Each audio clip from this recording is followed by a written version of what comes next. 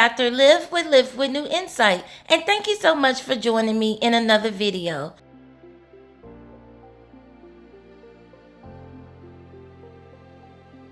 The title of today's video is, what does it really mean to be a good partner? Or, how do I become a better partner? This is a viewer requested topic. The fact that someone is even asking this question already reflects a level of self-awareness, concern for the relationship, and an understanding that relationships do require effort, growth, and intention. Wanting to be a better partner means you value the relationship and the person you're with enough to reflect on yourself and not just point fingers. Being a better partner isn't about being perfect. It's about being willing to look inward, take accountability, and make changes that positively impact both you and the relationship. So what does it mean to be a better partner?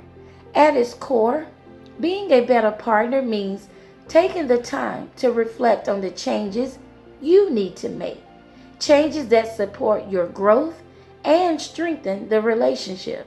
And this involves examining your mindset, your attitude, and behaviors, and being honest about how you show up with your partner. It also means identifying and changing negative or unhealthy patterns. But none of this is possible without accountability.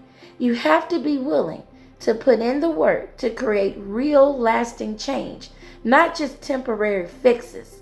And an important point here is the changes you make should be reasonable, fair, and mutually beneficial. Becoming a better partner does not mean self-abandonment or one-sided sacrifice. This self-reflection and accountability is the first step. Next, communication, listening, and emotional connection. Being a better partner involves actively listening, effective communication, and healthy conflict resolution. And this means listening to understand, not just listening to respond or defend yourself.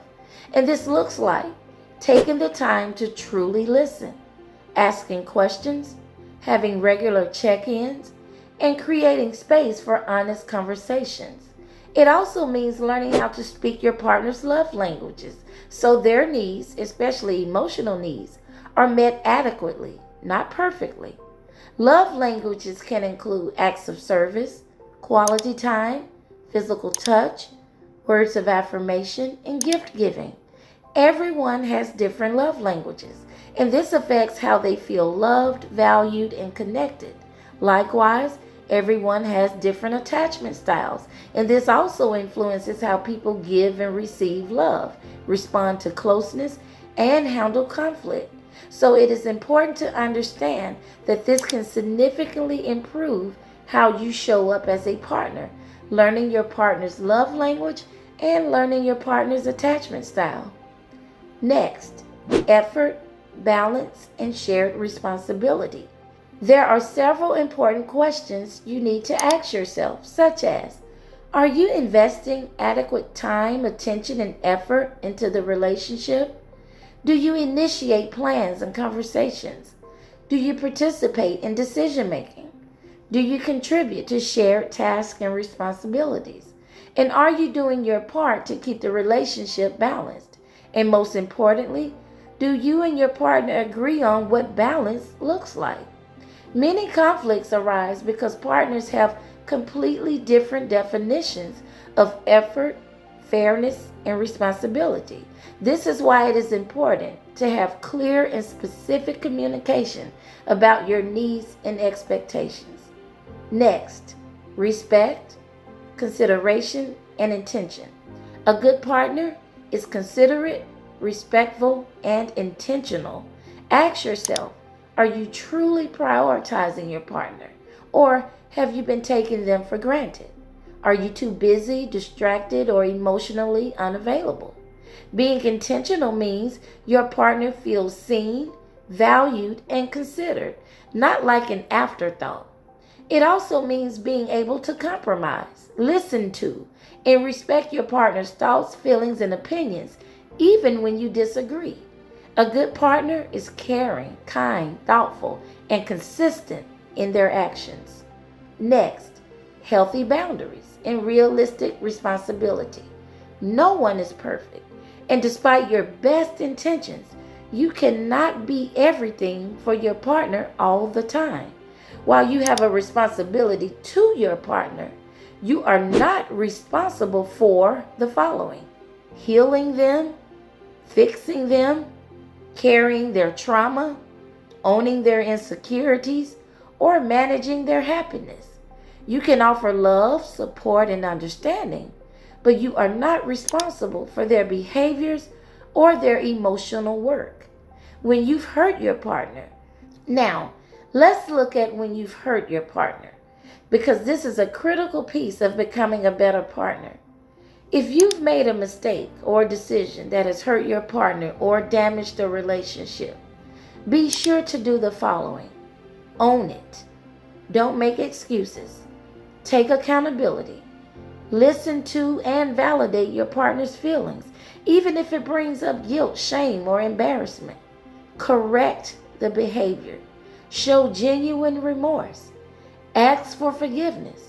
And give your partner the time and space they need, even if it makes you feel anxious or uncomfortable. Respecting your partner's process and their boundaries is essential, especially when your actions have jeopardized trust. And after time has passed, there should be communication about next steps. But remember this: all you can control is your behavior and your growth. Even if you messed up, you cannot be punished forever. Both you and your partner deserve happiness. And while change is necessary, your partner also has to be receptive to those changes. Next, what a healthy partner and relationship looks like. A good partner strives to be patient. Even when angry or upset, they are still loyal. They still show love consistently. And in a healthy relationship, there is no place for verbal or physical aggression, lying, cheating, control, or manipulation. These behaviors undermine trust, safety, and emotional well-being. So becoming a better partner is not about perfection. It's about awareness, accountability, effort, and intention. It's also about recognizing when you need to grow and being willing to do the work even when it's uncomfortable. Healthy relationships are built on mutual respect, communication, compromise, emotional safety, and shared responsibility. When both partners are committed to growth, not blame, that's when real connection and lasting change becomes possible. And remember, being a better partner starts with being honest with yourself. Thanks for watching, and I'll see you in another video.